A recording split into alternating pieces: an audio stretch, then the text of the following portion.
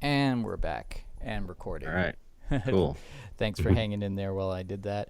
No Yeah, problem. great show. Thank you very much. This is, you know, I really enjoyed the interview because and I told this to Steve as well. And I try and tell us that it's not. I don't want to just be like, so tell me about when you worked on this movie. Like I really do Right. enjoy getting into the soul and the essence of the artistic process and not Hmm. just kind of because everybody can do that.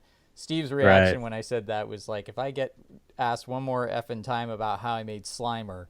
Yeah, So, but you should be so lucky to have created something that popular, you know what I mean? oh But yeah. I know where he's coming from for sure. If I get asked, when the Tool album's coming out again, I'm gonna kill myself.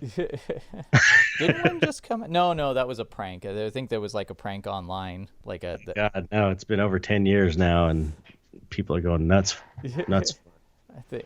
Anyway, yeah, what was it you mentioned before? There was several things you mentioned where I was like trying not to go off on a tangent because I could Uh, so relate to what you were saying, especially with, taking the leap because I I'm 42. I'm turning 42 in July.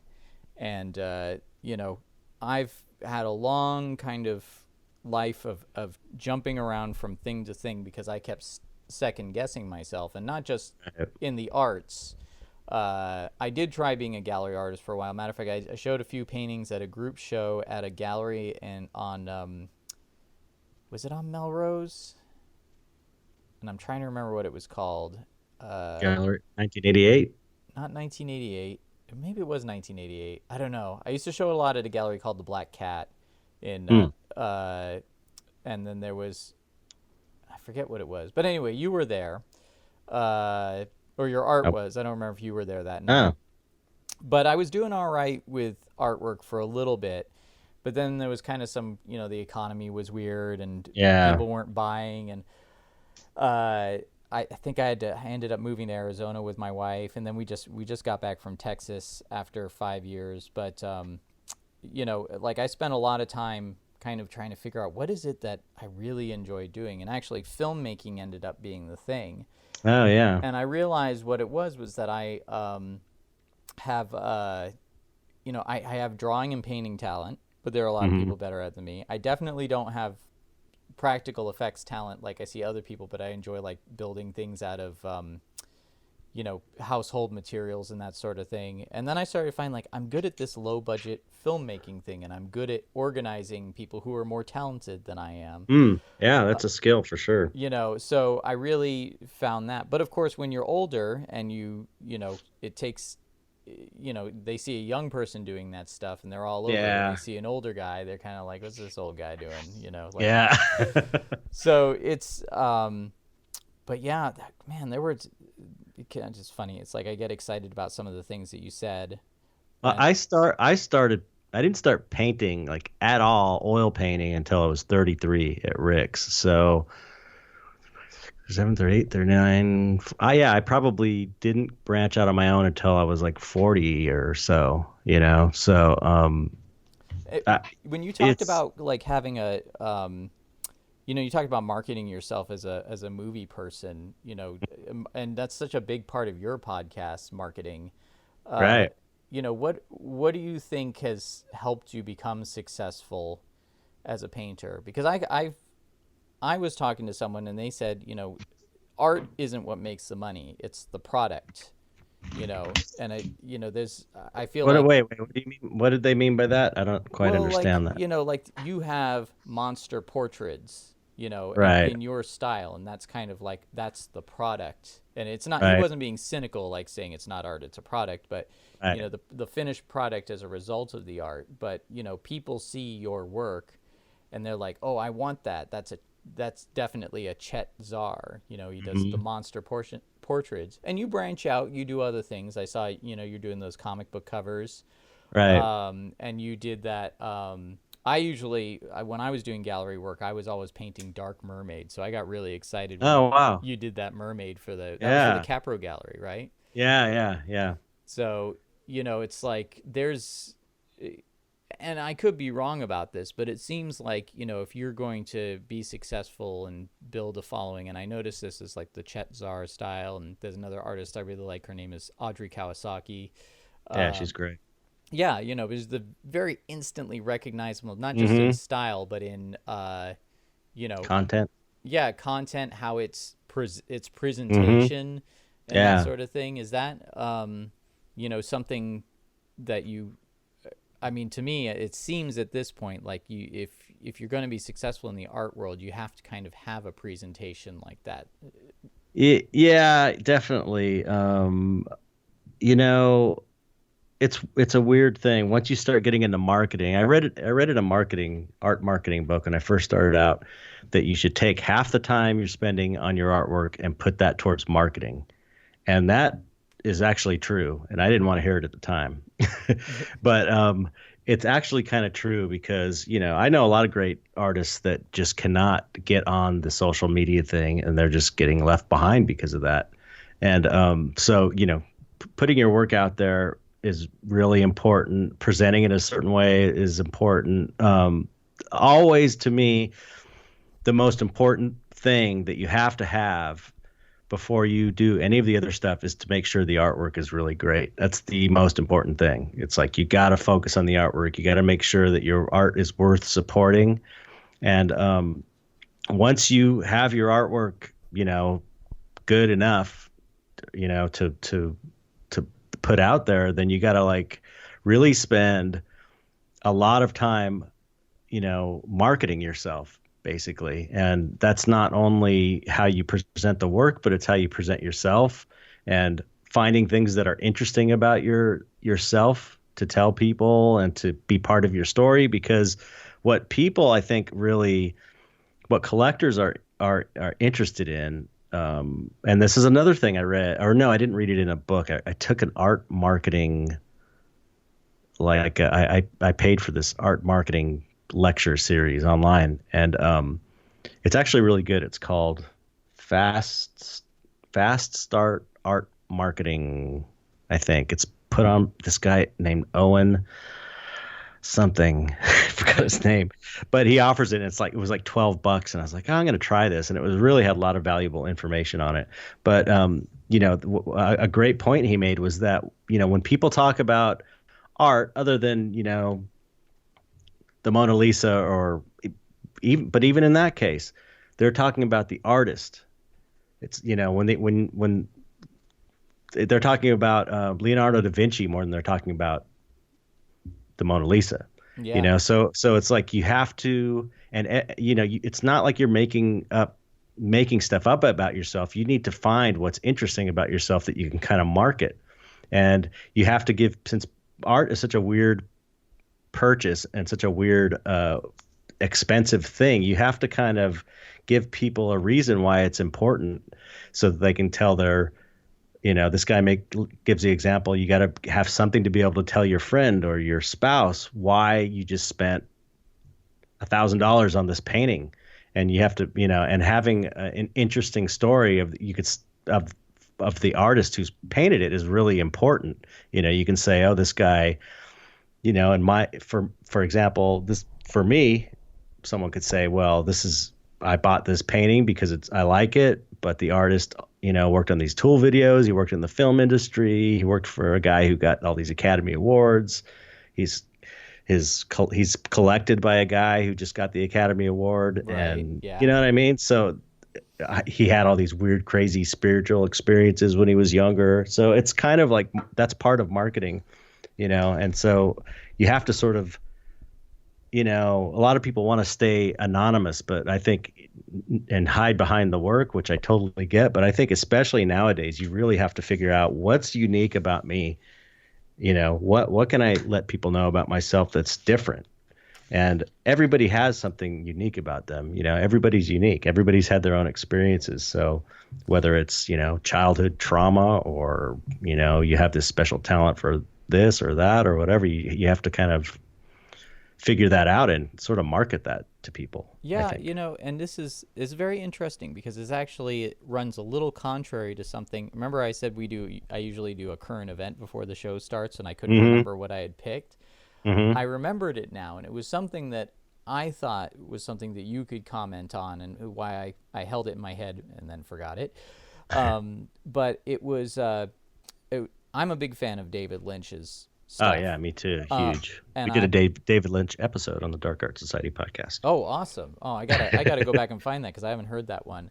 And I'm a David Lynch fan in the respect that there's things about him that I absolutely love, and there are things about him that I'm at odds with as well.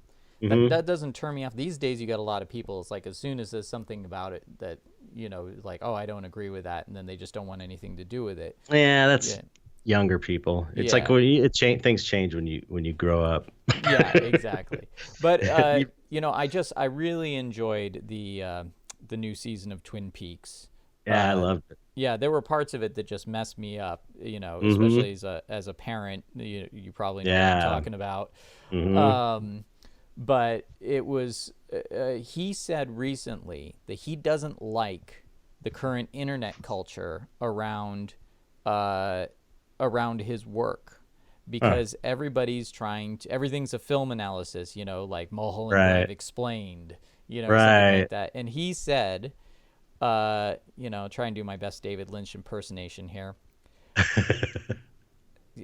Don't try and put it into words because words will always, unless you're a poet, words will always fail you. That's excellent. Thanks. I I discovered I could do that just after April Fool's Day. I was going to do an April Fool's interview with David Lynch. That's great. But yeah, I thought that was very interesting because I took his philosophy, and I knew this was kind of his philosophy before, but he kind of like threw this out here recently. But Mhm. when I made my film, I've been describing it to people as and by the way, don't worry, I'm like almost through to year 4 on my Indiegogo trying to finish Okay. this project. So I know like the feeling of The it being, pain. yeah, the stone around your neck. Yeah. Um, but especially when you're working on it all the time and people are still going, "Where is it?" Yeah, I know. But when I describe this movie now that it's almost done as Mulholland Drive meets Alien. Ooh, that sounds great. Oh, thanks. Well, I'm pretty pleased with it. But one of the things that I realized, I really took David Lynch's thing to heart, where I was like, I am not going to explain this movie, and there are things in it that are going to be weird. And at Hmm. first, I was thinking about it: how can I take these weird things and make them into things that people will understand, or instantly click and go like, yeah, this is this, this, and this. And I Hmm. love film analysis videos too. I'd love to make something where people are going like, the quantum terror explained, you Yeah, know. right. But at the same time, I thought, yeah, I've got to.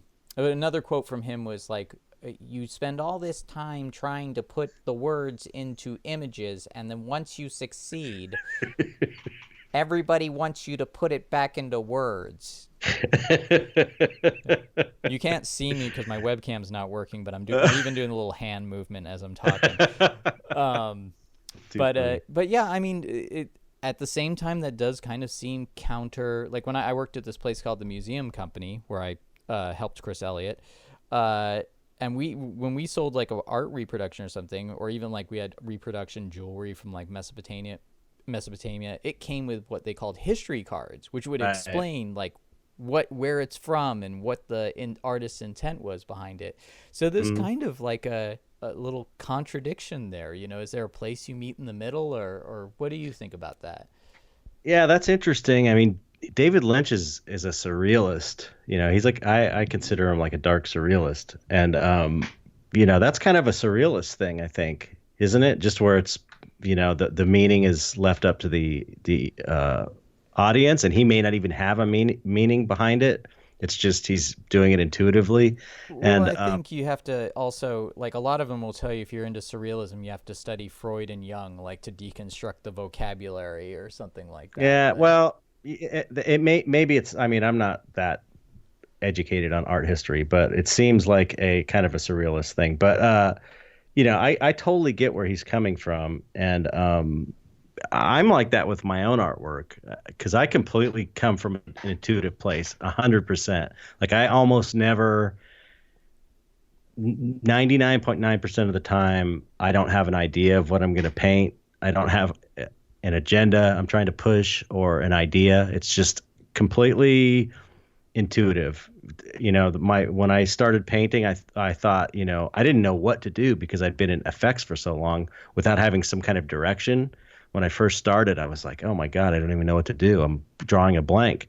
And I sort of made the decision to go back to when I was a kid to because I wanted the art to be pure and real. I didn't want it to be contrived, especially because I was working on these, on films for so long, which is, often very commercial endeavor.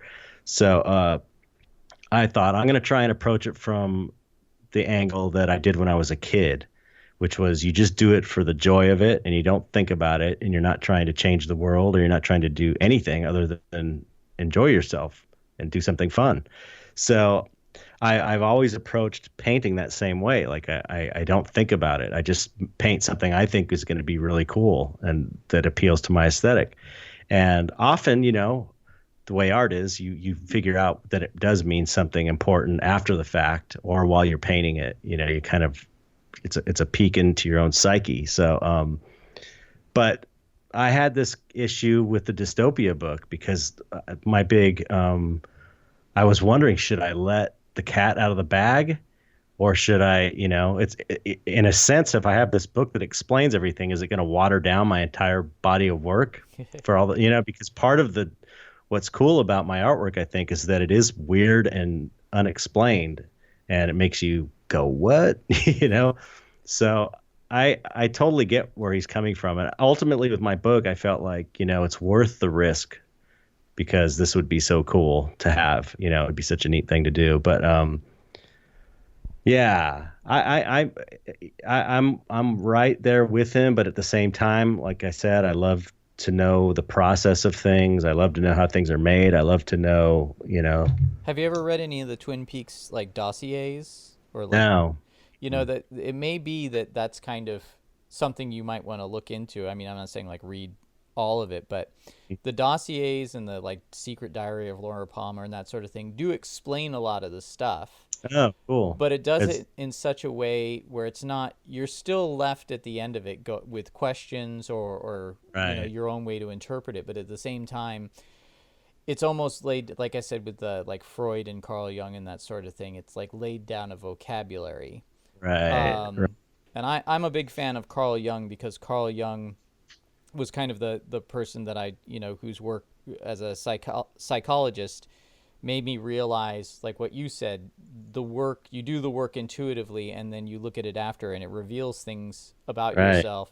And you got to be careful because if there are people around that know you really well, they they can figure Yeah. stuff. They start, they can figure out your pictures and they can Right. figure, and you're like, what am I? It's like dreaming. It's like dreaming on a Mm-hmm. piece of paper or a piece of canvas where you Yeah. can, Yeah. and I don't know about you, but I have crazy dreams and I love to like sit Yeah. and analyze them and go, what did that mean? Yeah. Why Yeah. was I I do too. wrestling with Hulk Hogan? He's been retired for years. Like, Yeah. Yeah. I'm the same way. I've got really crazy dreams. a lot of people tell me they don't dream, and I'm like, "Ah, Yeah. That always trips me out. yeah, That's really I strange. dream all the time, and I gotta say, just on a personal level as well, like I really have appreciated. So many people are kind of anti spirituality these days. I really Yeah. I appreciate know. that you've been open with and embraced those experiences because Mhm.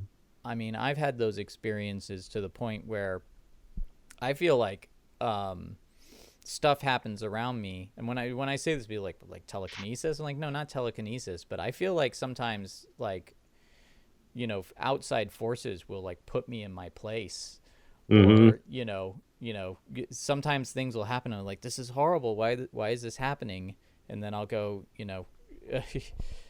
like, oh, I was being told, Right. shape up, Yeah. Yeah. you know. Well, it's just it's kind of your you know, an outlook, a perspective to have about things. You know, but I've always been into spirituality. It always seemed, I just never, I wasn't raised like fundamentalist. in a fundamentalist household, so I never, I was never like anti-Jesus or anything. I was always like, Jesus seems cool to me, Yeah. because my mom was cool and she wasn't a crazy fundamentalist. So, the basic idea of Christianity is, it always seemed good, cool to me, and all, Buddhism seems cool to me, and what I know of it, and I've always believed, which is really unpopular to say, I've always believed in God, and but it's definitely not. When I say that, automatically people think, the man in the cloud with the beard, and it's Exactly. Yeah. not that at all. It's more like, Well, I think if you tune in, you feel that it's more of something that is ingrained in everything, including the yeah, material exactly. we're made out of. Yeah, it's God is everything. That's what I think. God is everything. It's you, me, and everything that exists. Because how could the ultimate supreme thing have something that's not in it?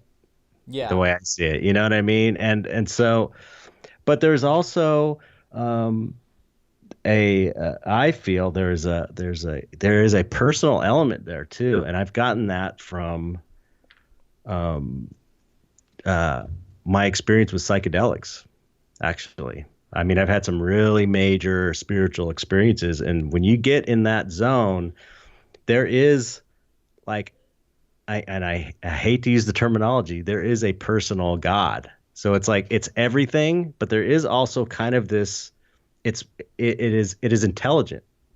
It's not just like a force that's like a force of nature that's just kind of energy and kind of dumb and does its thing. It's like it's this highly intelligent being. It's like reality is a giant energy being that's highly intelligent, kind of. That's the Yeah. way I see it anyway.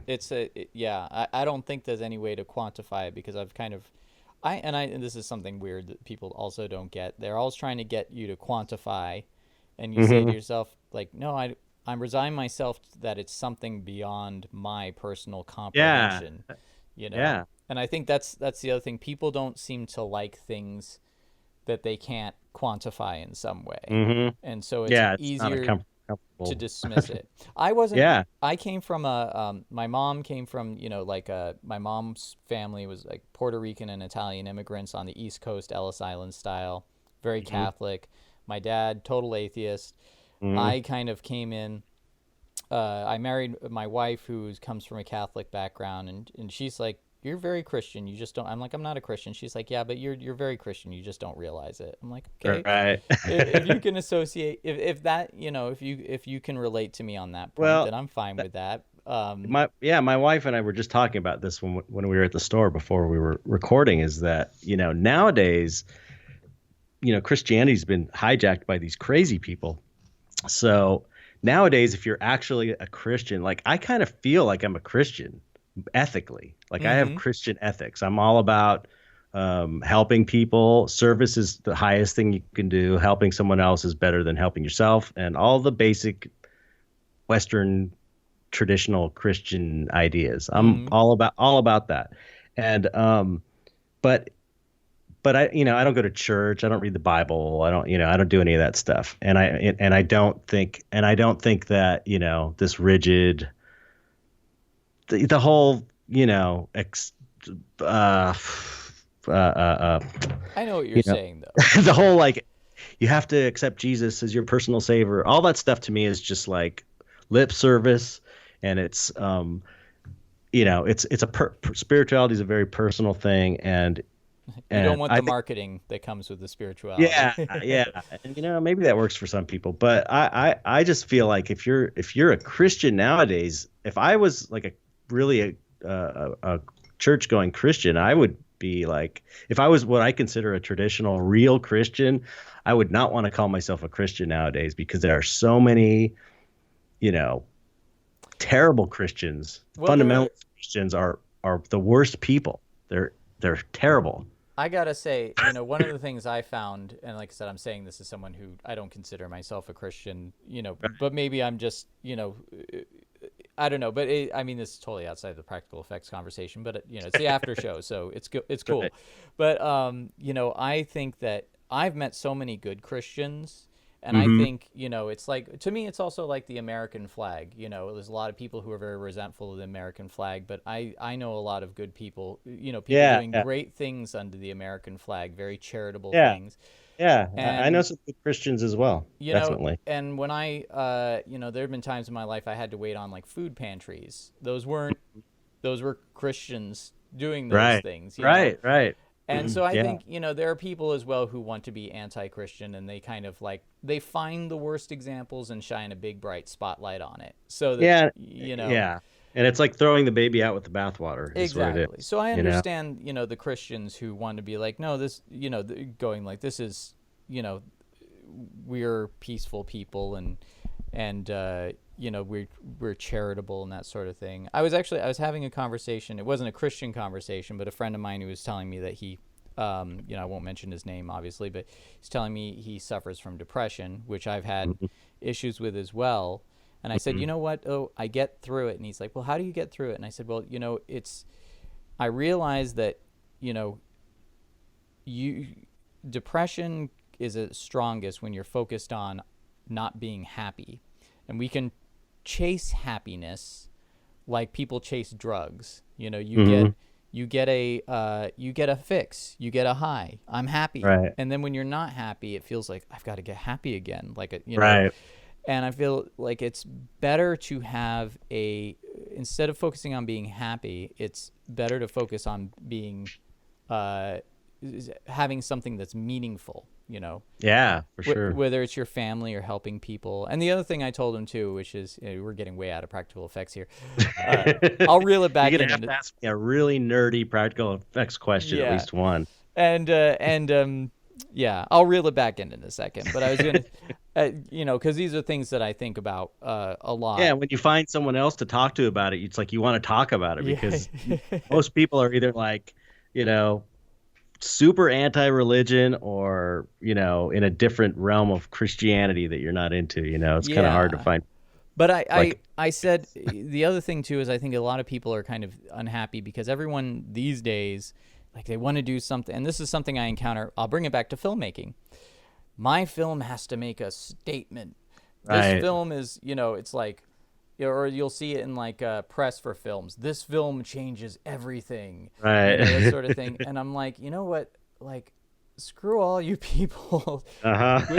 Quit trying to change the world. That's Oh why yeah. everyone's at each other's throats. People are like running around wanting to change everything, and other people are going like, no, this is my personal world that I built for myself. Why are you insisting that I have to change it? And I Right. realized that and this is something that's worked for me, and also people helping me. And I don't know if I stole this from someone, but it's something I say. Quit focusing on trying to change the world, or making a piece of art that's going to change the world, or making a movie that's going to change the world. Focus on just changing a little bit of something that's right in front of you, or helping the person right next to you. Or, these days with the internet, you can help someone who's across the country, but it's still a personal, it's like, Yeah, it's be, that think globally, act locally, like exact. that John Lennon thing. Yeah. Oh, okay, yeah, yeah. I didn't. I know that phrase, and I didn't think of it. I But think it's, it's John Lennon thing. and I think that, again, bringing it back into at least filmmaking, if not, practical effects, but well, because I helped with Harbinger Down. Oh, cool. I was on that Kickstarter. And actually, I Hmm. talked to you a little bit because you had offered, you wanted to help with that too, and that never solidified. But Alec wanted to make a practical effects movie. He didn't want to make a big groundbreaking movie. He just Right, like, right. he'd been waiting to do this a long time, and he made it his way. Hmm. And I wanted to help him because I came to him. I said, look, I don't have any money, which happens often. Um, but I am looking at your Kickstarter campaign and seeing that you're not going to make it because you're not doing any social media. You just kind of threw it out there.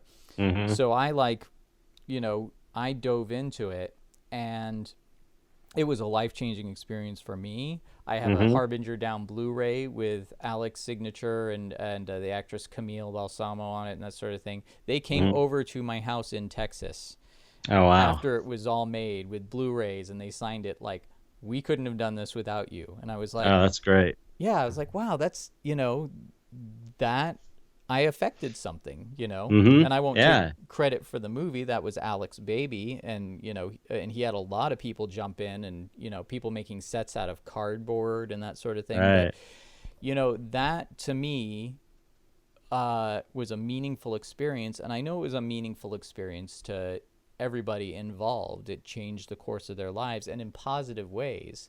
Mm-hmm. And I think that that's what, as an artist, and going back to David Lynch as well, he's not trying to tell you what it means. And I think it's very important to him that you look at it and you derive your own, meaning to that. And I know I definitely have, because I've, Mm-hmm. it's like, Twin Peaks Fire Walk with Me. I saw that when I was, came out on VHS.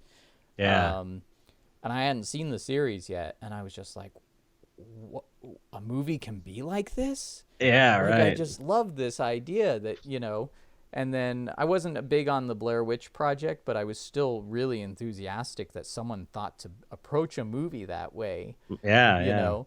Um, Well, so, I have something to add about what you're saying here is, and I think more important than, it's great to change the world or do something good, something huge. That's fine, right?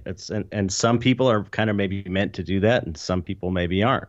But I think as an artist, the most important thing you can do is be authentic to yourself. You have to be real. You have to be authentic. And, for some people, it's making something lighthearted and fun. And for some people, it's like a serious, I want to change the world or whatever. But, I think ultimately people should be, if you want to change the world, you should try and make sure you got your own stuff together. Because you can't, if you're all, if you're all confused and messed up, you can't change the world. You yeah. know what I mean? You got to make sure you got, you kind of have to change yourself, really. That's how it all starts. I think if the world is actually going to change and go through some kind of spiritual evolution, I believe it would happen like internally in each person. You know what I mean? Yeah. That's kind of, And, I honestly, was it, I really feel what you're saying in that sense as well, because, at 20 years old, I definitely thought like I was going to make a big impact. Now I think oh, back, me too. I was totally the same way. I'm going yeah. to change the world. And now I love the, was it that line Sarah Connor says in the original Terminator when she starts yelling at Kyle Reese, she's like, "Do I look like the mother of the future? I can't even balance my checkbook." Right. Which I still can't do. So, Right. well, I think that's a good way to end it. I'll keep you on for a few minutes longer, but I figured my Patreon supporters are going to be like, man, this is like, I paid for this. But Okay. Do you have some kind of, like I said, a super geeky practical? Because I'm all about that as well. Like a yeah. practical effects question, like about Darkman or Liam Neeson or Men in Black or Well, whatever. I'm really enthused by like the low budget solutions, and that Oh, was okay. with my movie The Quantum Terror. I mean, I built the sets out of styrofoam sheets and painted them to look like concrete. I had Yeah. tentacles made out of bubble wrap, and I had like tentacle mechanisms made out of foam core and soap pump bottle springs. Excellent. And and then of course Bill Bryan and Steve Johnson did the plastic trash bag monsters. Right. Is there something that you've done that's like just super cheap material? Mm. I built stuff out of packing tape. There's stuff that you've looked at, it's like super cheap material, and you just went like, oh my god, that's so cool. Like either something you created or seen someone else created. Yeah, that is a really good question. I have to think about that. I love just that. I kind of do love that aspect of low budget filmmaking, even though, when you're in the business, you want to work at a really nice shop where there's a lot of money and time. But there is something fun about just throwing something together quickly, you know? Um, God, I mean, I remember I built a mechanical hand out of toothpicks when I was a kid, That's like a pretty cool. functioning. I glued the toothpicks together because I saw an article in the newspaper about Carlo Rambaldi building King Kong. When King Kong came out, so Hmm. this is probably like 77, and it had like blueprints of his giant Kong hand mechanism. And I was like, wow, I bet you I could make that out of toothpicks. And so I glued a bunch of toothpicks together, and it worked. Like I was able to get the finger to bend and everything, Oh, that's all way the cool. fingers. And I used like um, fishing line, and it didn't have any spring action, but the fingers all bent, and it was a hand, like a reproduction of his thing. The I reproduction of his thing. well, you know what I mean. His King Kong hand I that was couldn't in help but be newspaper. juvenile for a second. Yeah. I remember, one cool, super cheap effect I did when I was a teenager. I was about 17. I had to make a zombie outfit for Return of the Living Dead when it came out. There was at Hollywood Book and Poster. There was like if you got a contest for a zombie contest to celebrate the movie, and I did a foam prosthetic zombie face, and I made an arm, a mechanical zombie arm that worked, like the fingers worked. It was kind of like this decrepit arm, and I had my hand behind my back, and I made the arm out of um, PVC tube, Nice. and I kind of bent it in the middle, heated up and bent it in the middle. And then I made the hand out of just like, I don't know what you call it. It's like thin plastic sheets, maybe like a 16th of an inch thick. And I kind of cut all the shapes up like the little triangles for each joint of the finger, you know, Okay. uh, because it's like I don't know, it's like an elongated triangle, every joint of a mechanical finger usually, and it pivots. It's hard to explain, but I connected. I built this hand by the same way I made my toothpick hand, but I cut sheets, little pieces of plastic out, and I screwed them together with little screws, and I used fishing line. No, no, I used a bike cable. I used a bicycle cable to pull each finger. Oh, nice. That got a little pricey, I bet, though. I had a bunch of bikes. I probably salvaged it from a bike. I doubt I bought anything new for that because I never had any money for that. But it totally worked. And then I got some like old foam pieces and glued them on the hand, and just kind of made this mechanical hand, and it looked really good. That's awesome. I love Here's I love I, the hiding the arm thing, by the way. yeah. Here's actually here's a good pro cheap technique that a friend of mine used on Stir of Echoes. Mm. Yeah, be a Stir of Echoes. Yeah, I remember. It's an '80s movie, right? Yeah, our 90s. It was a 90s movie, I think. And a friend, I worked on it. I think I painted there was like a dead lady in it, kind of like the Psycho Mother. And he had to just throw this corpse together, and he used I think a plastic skull, and he had just a bunch of old foam latex prosthetics, all kinds, like hands, foreheads, necks, cheeks, just like random stuff that he had. And he just kind of glued that on the skeleton face, and just strategically kind of wrinkled everything and laid it down to where it looked amazing. Like this, it's a really great fake corpse. And he just kind of threw it together with all these random foam latex pieces. Were they like old and rotting? Like, Yeah, yeah. I mean, there were whatever was around, I think. it's funny because I won't say but what the project is, although Alec has posted a little bit about it. But he has a project where he had to kind of he had to take new foam latex and make it look like it was rotting. He did a Oh, really that's good, yeah, he did a good job. But it was like you're looking at it going like, man, like, yeah, usually you're trying to get it not to rot. right. So Yeah, well, it looks the same when you take like a wax pen, a wax burner, and you kind of melt foam latex. That's kind of what deteriorating foam latex sort of looks like. maybe that's So what he did. I don't know. He knows what he's doing more than I do. Well, I better wrap it up because I've got my wonderful family has been staying extra quiet while we do this interview. yeah. But I will say add one thing to the low budget tricks because you mentioned like hiding your actual arm in place of like a decomposing arm. Right. Um, and I did a trick like that. I stole the trick from it's like a traveling dinosaur show. It wasn't Walking with the Dinos. It was like Dino Adventure or something like that. But they had these people walking around holding baby dinosaurs, like baby Oh brontosaurus. yeah, You've seen yeah, that? And it was yeah. like That's great. it was a false arm, so they were actually just hand puppeting the dinosaur, and it looked like they had this arm wrapped around them, but it was just a false arm. And so I stole that trick for my movie, The Quantum Terror, Oh, cool. where I had Yeah, that someone I created out of packing tape and a pant leg and some cardboard and some Sculpey, and like covered it all in latex, and had Jenna Green, who is a friend of mine. She was on Face Off. She painted it up for me. And I'll send you a picture of it because I cool. was happy with the way it turned out. I made several versions of it, miniature versions and pull string versions, and but I had just like a little trigger I did with like a little pull string, so it had mandibles, and the strings would just pull the mandibles in, and they were spring loaded. But I created a false arm for that. We actually we didn't have tickets for anything, but we just walked around the area where they were doing South by Southwest in Austin. Uh-huh. So I just walked around with this like Lovecraftian creature under my Oh, arm, cool. like snapping at people. And I remember there was a man dressed up as Medea, uh, and she goes, "What is that? What is that?" And she pulled a gun on me. Oh, no way.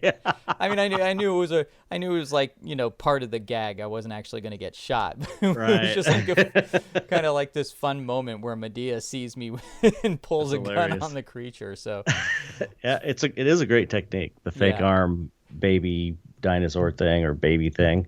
I see that at conventions a lot. People with like demonic babies and they have a fake arm. Yeah. It's Well, great because you get that natural movement of your arm I to took puppeteer it. I took it to, I think the best moment, actually, I forgot. I took it to Texas Frightmare Weekend, and Tom Savini was there.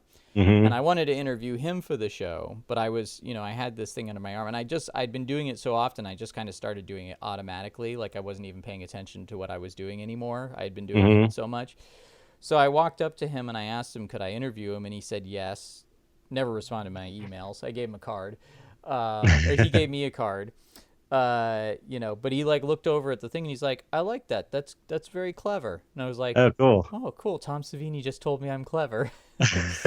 Okay. Yeah, he's all about those simple solutions. Yeah. He's used that to great Oh, success. I love how he did the what was it, the kind of like the indented shovel, so it looked like they had an actual actor with a Yeah. shovel in the mouth, and then they cut. Yeah. I love stuff like that. Yeah, Anyway, yeah. I better wrap up this show. I'll do my sign off, and then I'll actually like say goodbye to you and after I stop recording. So, Okay. my Patreon supporters know how this is. So, hey, Patreon supporters, you guys are awesome. Thank you very much. Keep spreading the word. And Chet, you're a Patreon supporter as well. So Right. thank you so much. And it's been a real pleasure having you on. It's been a great interview. Oh, thanks. It's been fun. Thanks for having me on. All right. So everyone, all Okay, you I'll artists out come back there. on What? I'm sorry. I said I can come back on again sometime if you want to talk only about practical effects. I would be happy to do that someday. Yes. We got all the meaty stuff out of the way. We could just do all practical effects. Oh man, I guess I have a million stories about practical effects. I get so carried away when people let me. So yes, I will definitely have you back on, and I will tell you about hopefully, if the Patreon goes well, more plans that I have for doing some different things that I think people are going to dig. So, all right. So everybody listening, if you're artists, get to work.